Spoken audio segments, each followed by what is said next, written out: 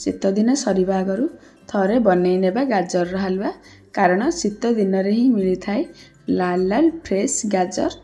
ତାହେଲେ ଚାଲନ୍ତୁ ଆଜି ଆମେ ବନେଇବା ଗାଜରର ହାଲୁଆ। ଗାଜର ହାଲୁଆ ବନେଇବା ପାଇଁ ପ୍ରଥମେ ଆମେ ଗାଜରକୁ ଭଲ ଭାବରେ ଧୋଇକି ସଫା କରି ତାହାର ଉପର ଚୋପାକୁ ଭଲ ଭାବରେ ଚାଞ୍ଛି ନେବା। ଏହିପରି ଭାବରେ ସବୁତକ ଗାଜରର ଚୋପାକୁ ଚାଞ୍ଛି ନେବା। ଆଉ ଗୋଟିଏ ଗ୍ରେଟର ସାହାଯ୍ୟରେ ସବୁ ଗାଜରକୁ ଗ୍ରେଟ୍ କରିନେବା। ଦେଖନ୍ତୁ ମୁଁ ଏଠି କେତେ ସୁନ୍ଦର ଭାବରେ ସବୁତକ ଗାଜରକୁ ଗ୍ରେଟ୍ କରିନେଇଛି। ମୁଁ ଏଠି ଏକଦମ ସିମ୍ପଲ ପ୍ରୋସେସରେ ଗାଜର ହାଲୁଆ ବନେଇବି। ଆପଣ ମୋ ପ୍ରୋସେସରେ ଥରେ ଗାଜର ହାଲୁଆ ବନାନ୍ତୁ, ଦେଖିବେ ଆପଣଙ୍କୁ ବହୁତ ଭଲ ଲାଗିବ। ତାହେଲେ ଚାଲନ୍ତୁ ଗାଜର ହାଲୁଆ ବନେଇବା ଷ୍ଟାର୍ଟ କରିବା। ପ୍ରଥମେ ଆମେ ଗୋଟିଏ କରେଇ ନେବା, ସେଥିରେ କିଛି ଖାଇବା ଘିଅକୁ ଦେବା। ଘିଅ ଗରମ ହେଲେ ସେଥିରେ କିଛି ଡ୍ରାଏ ଫ୍ରୁଟ୍ସକୁ ନେବା। ଡ୍ରାଏ ଫ୍ରୁଟ୍ସରେ ମୁଁ ଏଠି କାଜୁ ଆଉ କିସମିସକୁ ନେଇଛି, ଆପଣ ଚାହିଁଲେ ବାଦାମ ମଧ୍ୟ ନେଇପାରିବେ। ପ୍ରଥମେ ମୁଁ ଏଠି କାଜୁକୁ କିଛି ସମୟ ପାଇଁ ଭାଜି ନେବି। କାଜୁ ଭାଜି ହେବା ପରେ କିସମିସ ବି ପକାଇବି। ଯଦି ଆପଣ ବାଦାମ ନେଉଛନ୍ତି ତାହେଲେ କାଜୁ ପକାଇବା ସମୟରେ ହିଁ ବାଦାମକୁ ପକାଇକି ଭାଜିବେ। ଦେଖନ୍ତୁ କାଜୁ ଏଠି ଟିକେ ଭାଜି ହୋଇଗଲାଣି। ଏବେ ଏଥିରେ ରଖିଥିବା କିସମିସକୁ ଦେଇକି ଆଉ କିଛି ସମୟ ଭାଜି ନେବା। ଆପଣଙ୍କୁ ଯଦି ମୋ ଭିଡ଼ିଓ ଦେଖିବା ପାଇଁ ଭଲ ଲାଗୁଥାଏ ତାହେଲେ ମୋ ଚ୍ୟାନେଲକୁ ଲାଇକ୍ କରିବେ, ସେୟାର କରିବେ। ଯଦି ମୋ ଚ୍ୟାନେଲରେ ନୂଆ ଅଛନ୍ତି ତାହେଲେ ସବସ୍କ୍ରାଇବ୍ କରିବା ପାଇଁ ଜମା ବି ଭୁଲିବେ ନାହିଁ। ଦେଖନ୍ତୁ କାଜୁ କିସମିସ ଏଠି ଭାଜି ହୋଇଗଲାଣି। ଏବେ ଏହି ସବୁକୁ ବାହାର କରିନେବା।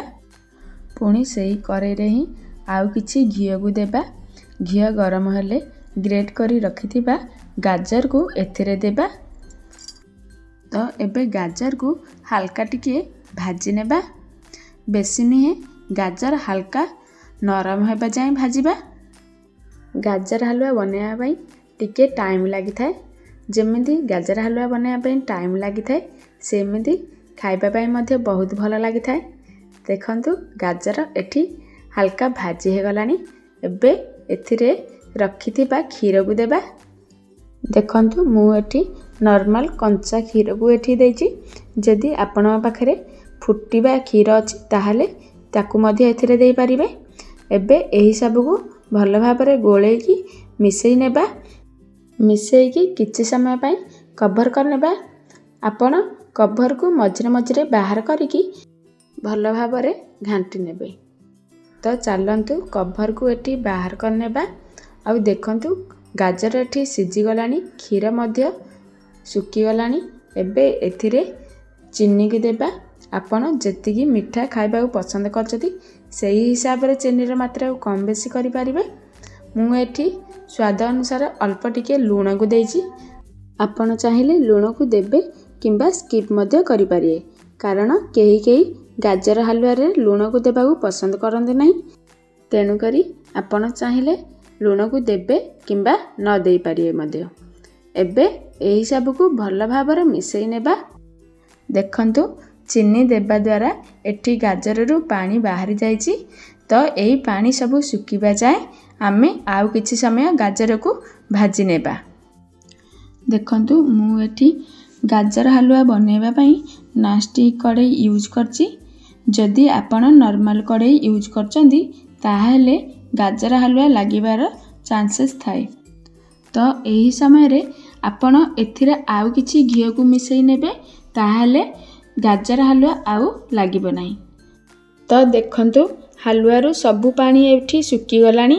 ତ ମୁଁ ଏଠି ମିଲ୍କ ମେଡ୍ ବା କଣ୍ଡେନ୍ସଡ୍ ମିଲ୍କକୁ ଏଥିରେ ଦେଇଛି। ତାହା ସହିତ ଭାଜିକି ରଖିଥିବା କାଜୁ କିସମିସ ଆଉ ଭଲ ବାସ୍ନା, ଭଲ ଫ୍ଲେଭର ଆସିବା ପାଇଁ ମୁଁ ଏଠି କିଛି ଅଳେଇଚକୁ ଗୁଣ୍ଡ କରିକି ଦେଇକି ଏହି ସବୁକୁ ଭଲ ଭାବରେ ମିଶେଇ ନେଇଛି। ଆପଣ ଭିଡ଼ିଓଟି ଶେଷ ପର୍ଯ୍ୟନ୍ତ ଦେଖିବା ପରେ କମେଣ୍ଟ ବକ୍ସରେ ତଳେ କମେଣ୍ଟଟିଏ ନିଶ୍ଚୟ କରିବେ, ଯାହାଦ୍ୱାରା ମୋତେ ଭିଡ଼ିଓ ବନେଇବା ପାଇଁ ଖୁସି ଆଉ ଆଗ୍ରହ ଲାଗିବ। ଦେଖନ୍ତୁ ଗାଜର ହାଲୁଆ ଏବେ ପ୍ରସ୍ତୁତ ହୋଇଗଲାଣି। ଏବେ ଗୋଟିଏ ସର୍ଭିଂ ବାଉଲ୍ ନେଇକି ସେଥିରେ ସର୍ଭ କରିବା। ଆପଣ ଚାହିଁଲେ ଗାଜର ହାଲୁଆ ଉପରେ କିଛି ଡ୍ରାଇ ଫ୍ରୁଟ୍ସକୁ ଗୁଣ୍ଡ କରିକି ଦେବେ, ଯାହାଦ୍ୱାରା ଆଖିକି ଦେଖିବା ପାଇଁ ସୁନ୍ଦର ଲାଗିବା ସହିତ ଖାଇବା ପାଇଁ ମଧ୍ୟ ବହୁତ ଭଲ ଲାଗିଥାଏ।